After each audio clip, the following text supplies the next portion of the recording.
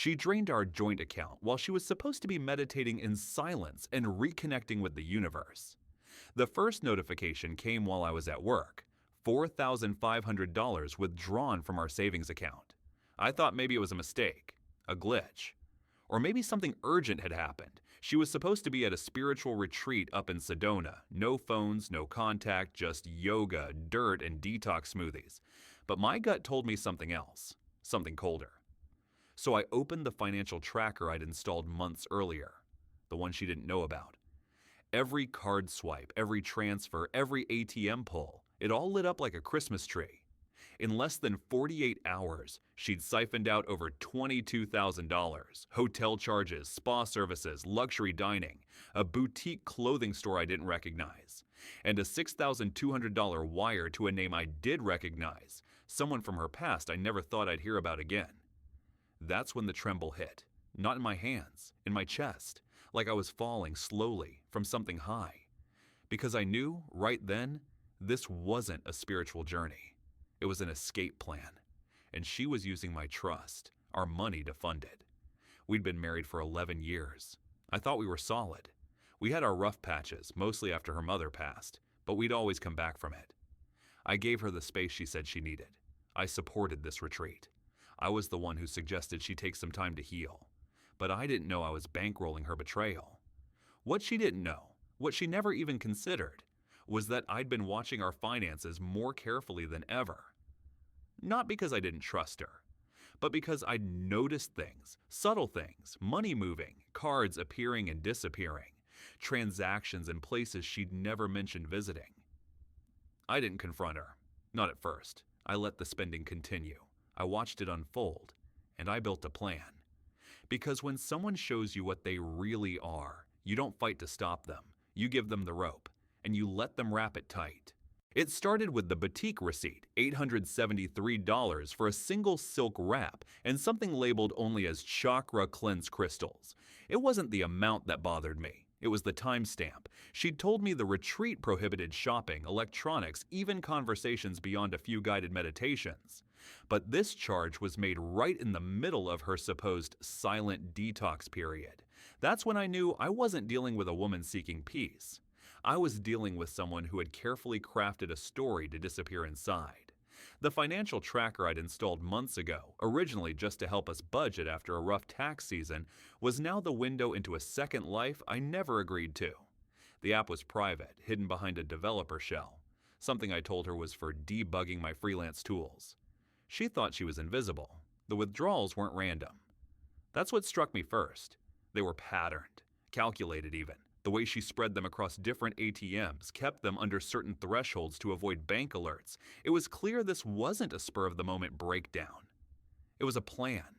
And the more I looked, the clearer it became that this retreat she talked about for months had been the perfect cover story. I sat at my desk with the lights off, just the glow of my monitor, and the numbers blinking back at me. $600 here, $1,250 there. Spa charges that didn't match any of the retreat's listed amenities. Then came the charges in Scottsdale, 2 hours away from the supposed silent meditation compound. Designer boutique, high-end sushi. A hotel I didn't recognize. That was the crack. The hotel. She told me the retreat had no electronics, no luxuries, just a pure space for reflection. Yet the same day she supposedly entered silence, a $3,100 charge popped up at the Meridian Lux Spa and Suites. I clicked the location, pulled up their photos. Infinity pool, champagne service, monogrammed bathrobes, not exactly barefoot yoga on red dirt. I opened the financial app I'd built 6 months ago, back when I noticed some weird purchases on our Amazon account. I wasn't trying to spy, not then, but I'm a numbers guy. I noticed patterns, and hers had started to change. New credit card, declined transactions, a withdrawal from a bank she'd never used. At first, I thought maybe she was just anxious after her mom passed. Retail therapy, grief spending. I even encouraged her to take some of our savings and do something healing. But this wasn't healing. This was erasure. And then came the wire. $6,200 to Devin Wade. It felt like being hit in the gut. Not because I didn't know the name, but because I did. Devin was her high school ex, the kind she always brushed off with an eye roll. He was a phase, a bad one. Don't worry. I hadn't heard his name in years, and now he was back in my transaction history. I clicked into it, traced the account. It was a PayPal-linked bank transfer routed through a burner account she must have created in her maiden name. I had to sit there for a while, just staring at it, trying to process what it meant. Was it hush money? A deposit for something? A plane ticket? Then I saw the Airbnb charge in his city. It all clicked. She wasn't on a retreat. She was with him. While I was here watching the dogs, fielding calls from her sister about how inspiring this journey must be for her, she was across the state living a double life in a plush rental with an old flame in my money. My hands were cold, but my heart felt oddly calm, like something had settled into place. I wasn't just dealing with a financial betrayal. This was personal, a second life funded by our shared future. So I went deeper.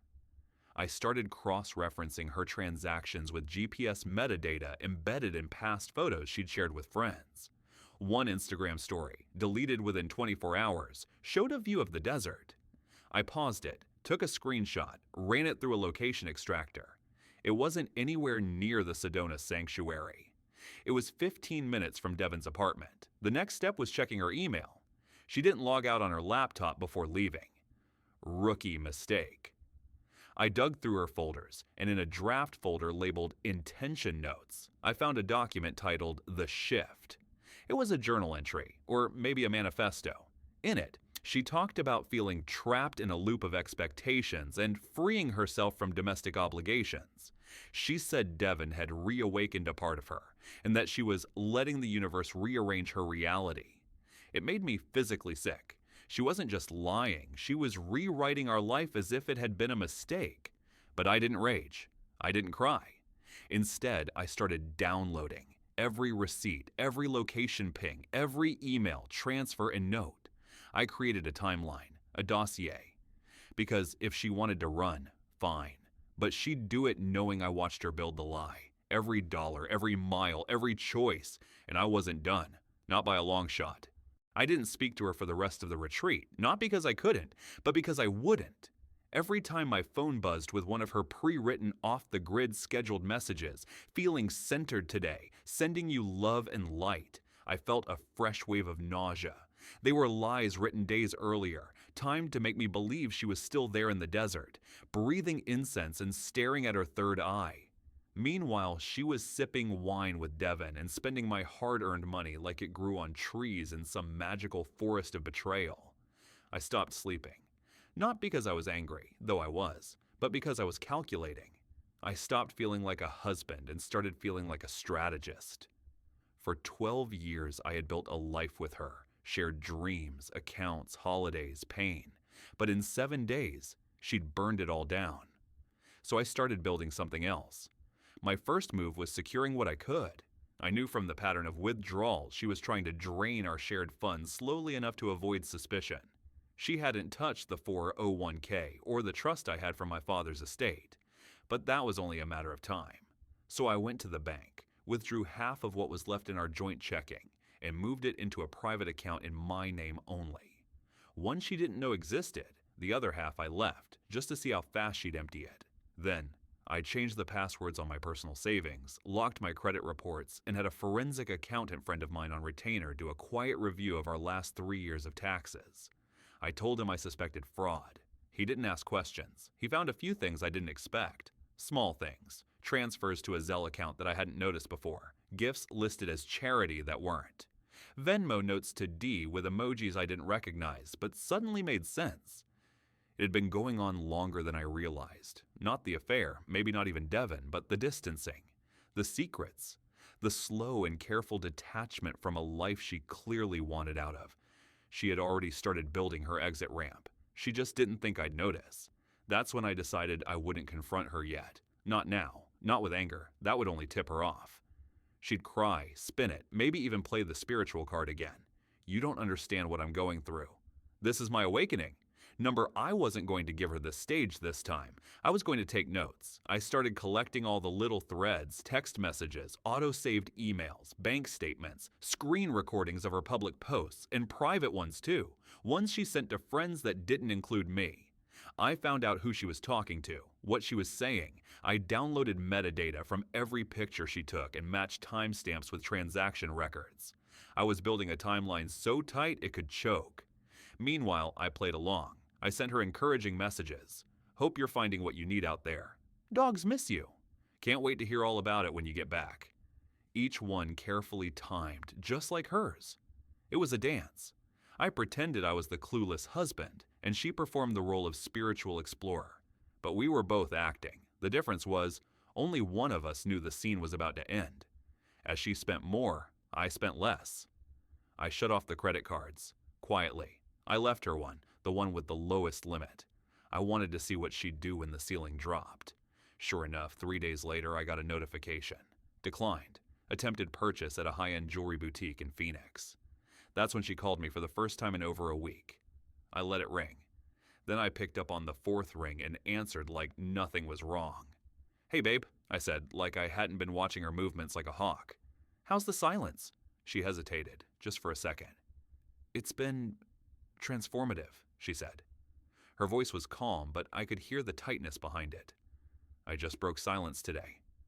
Good timing, I said. I was starting to think the universe had swallowed you. She gave a soft laugh. Yeah, no, just deep work, you know? Oh, I knew. I got a fraud alert on the Amex, I added casually. You wouldn't happen to have tried to buy something today? Another pause.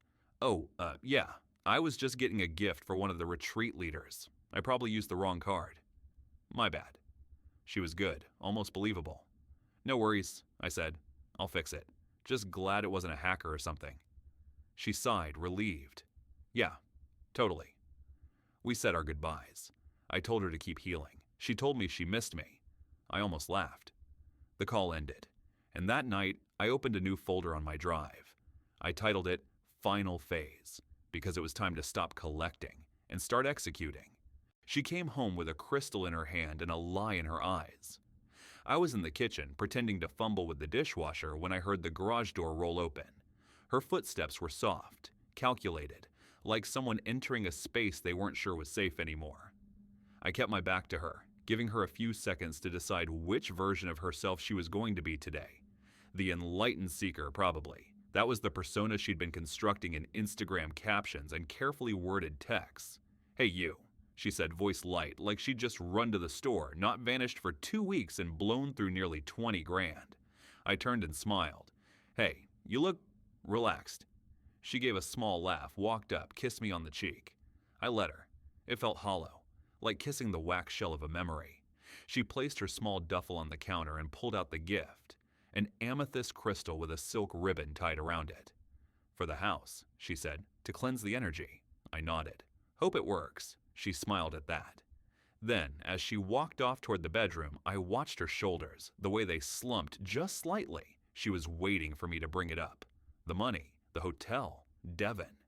She didn't know what I knew, not yet, but she knew something would be coming. That's what liars do. They prepare for fallout while pretending they're in the clear. But I said nothing. That night I made her favorite, chili lime shrimp tacos and mango rice.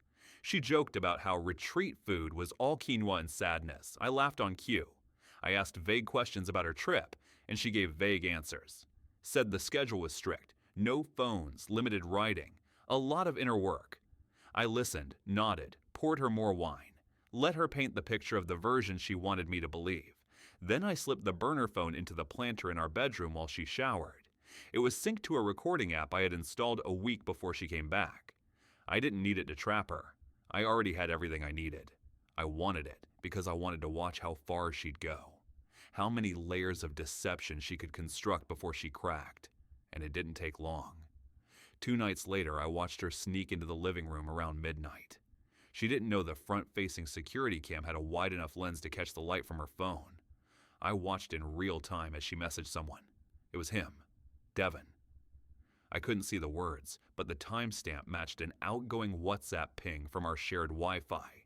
When I pulled the metadata from his Instagram the next day, he'd posted a missing this one story, a picture of her necklace, the same one I bought her on our 5th anniversary, the same one she told me had gone missing 2 years ago. By the end of that week, she'd drained the last $3,400 from the joint account. She didn't even bother spacing it out anymore. One lump transfer. She probably thought I was either too checked out or too naive to notice. But that's the thing about liars. They confuse silence for ignorance. What she didn't know was that I'd already filed for a financial protection injunction with a quiet family court attorney I knew through a mutual friend. The moment she drained that account, I had the proof to lock down every remaining shared asset. Our house, our tax returns, even the crypto account I opened in 2019. Everything. But I wasn't done. I started preparing the confrontation, not with rage but with receipts. I printed out the financial timeline I'd built, all 38 pages, color-coded, annotated. I added screenshots from her Instagram geotags, Airbnb bookings, and even the surveillance footage I'd pulled from our neighbor's ring cam, showing her slipping into a different Uber than the one she told me was taking her to the retreat. I wasn't just going to confront her, I was going to expose her, but not to scream or to win an argument. No. I had something much colder in mind. Because while she had been planning a life with Devin, I'd been planning her financial implosion. And now it was time for the final checkmate. So I invited her to dinner. I picked a nice place, the kind we hadn't been to in over a year. She dressed up, put on lipstick she hadn't worn since before the retreat. I watched her in the candlelight and wondered how many other men had seen that same smile, how many other nights she'd played the part. I waited until dessert. Then I slid the manila folder across the table. She frowned. "What's this?" "Your retreat," I said softly. She didn't open it, just stared at me, mouth twitching at the edges. "I know where you were. I know who you were with. And I know where our money went." Silence. Then she looked down, slowly, fingers trembling as she pulled open the flap.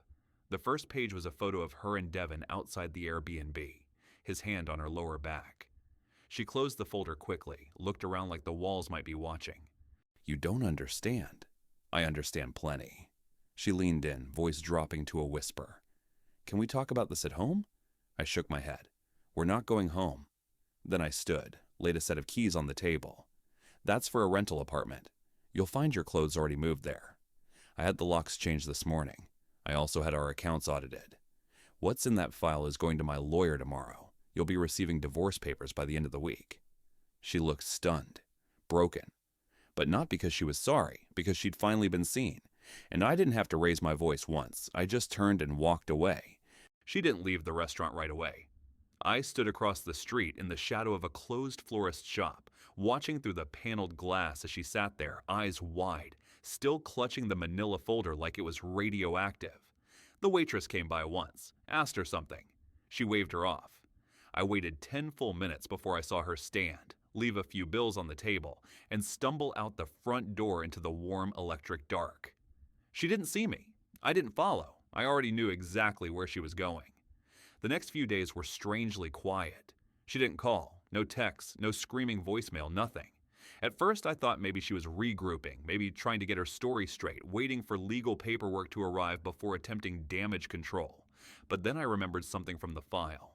The Airbnb receipt was in her name. She'd paid the deposit, signed the terms. That was a breadcrumb I hadn't yet followed. So I dug in again. Turned out the place wasn't just a weekend getaway spot. She'd rented it 3 times in the past 4 months under different aliases, always using burner email addresses and prepaid visas she bought with small cash withdrawals from our account. Withdrawals I'd once chalked up to coffee runs and gas. This wasn't some spur-of-the-moment affair. It was a pattern, a second life.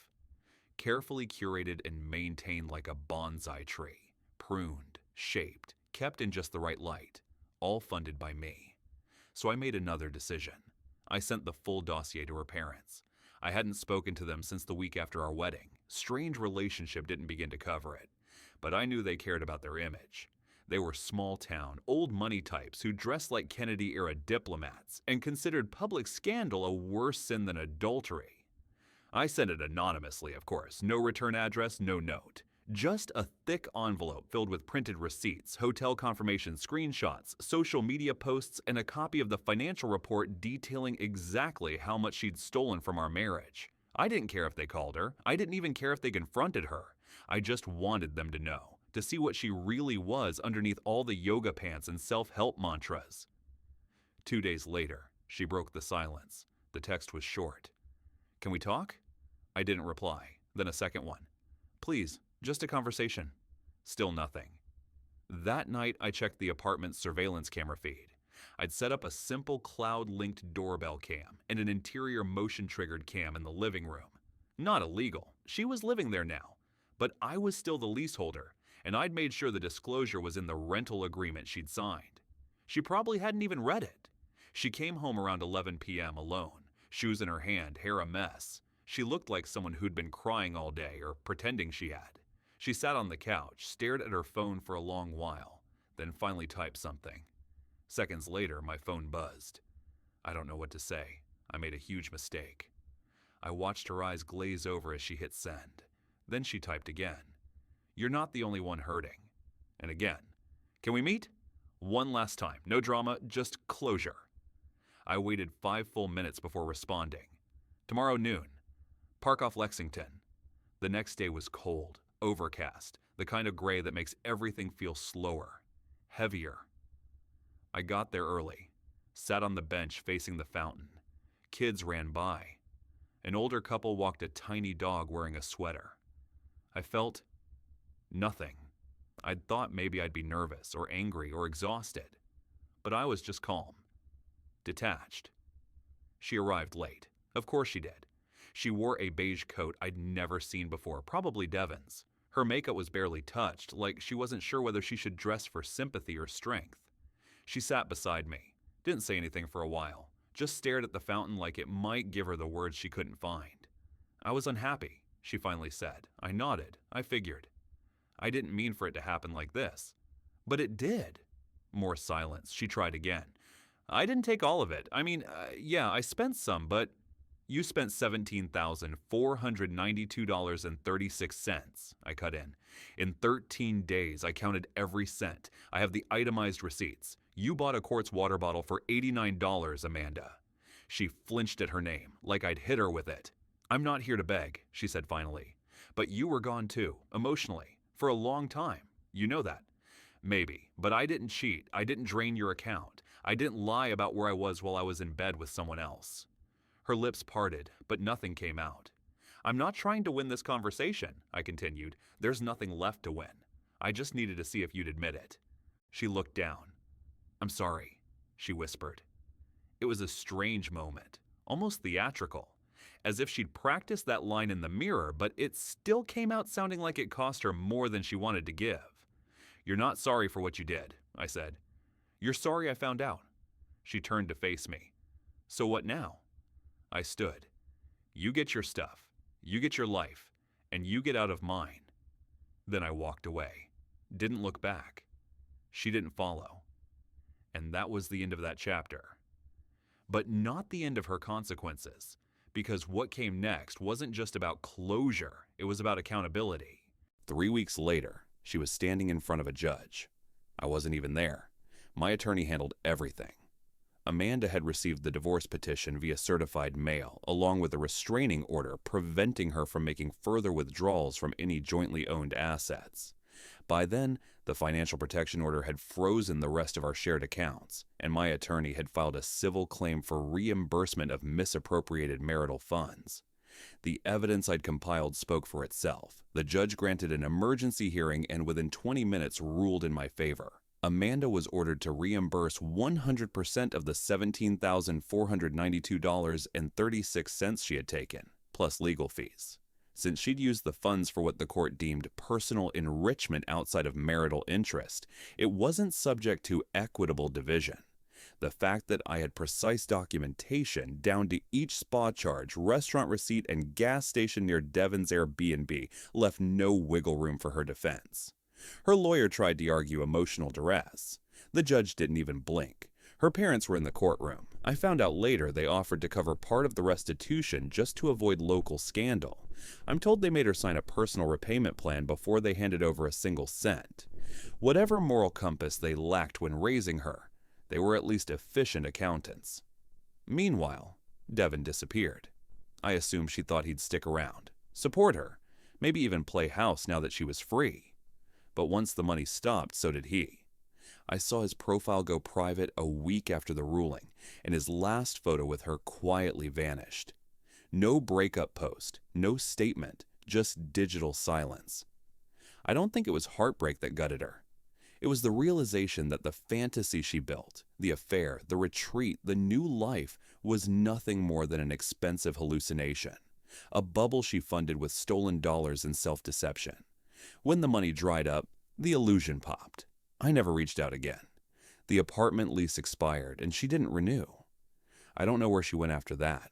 Maybe another city, maybe back to her parents' estate. Somewhere quiet, I imagine. Somewhere she could tell her version of the story and pretend she wasn't the villain. But I didn't care anymore. I had moved on. In the weeks after everything settled, I cleaned the house. Not just a surface clean, deep cleaned. I gutted drawers, dumped bags of old cosmetics and scented oils, ripped her vision boards off the walls and fed them into the fireplace. I painted over the chalkboard wall she once used to track manifestation goals. It felt symbolic. Every stroke of the brush like erasing a lie. And then I did something I hadn't done in months. I booked a solo trip, not a spiritual retreat, not a healing journey. Just 3 nights in the mountains, a cabin, a fishing rod, a case of beer, and a stack of old detective novels. No phone signal, no Instagram filters, no gaslighting masquerading as growth, just silence, just me. Out there, among the pines, I finally let it hit me, the weight of it all, the betrayal, the weeks of quiet rage, the humiliation that came not from being cheated on, but from having loved someone who saw me only as a safety net. And strangely, I didn't feel angry anymore. I felt clean. For the first time in a long time, I wasn't watching my back. I wasn't logging into hidden accounts or tracking expenditures or replaying surveillance footage at 3 a.m. I wasn't wondering if the person beside me was telling the truth. I was alone, but I wasn't lonely. There's a difference. Sometimes peace doesn't come with closure. It comes with distance, with knowing that the storm has passed and you've survived it. Not because you yelled louder or fought dirtier, but because you planned smarter. Because while she was playing games, I was writing the rules. And in the end, she never even realized she was losing until the final move had already been made. Checkmate.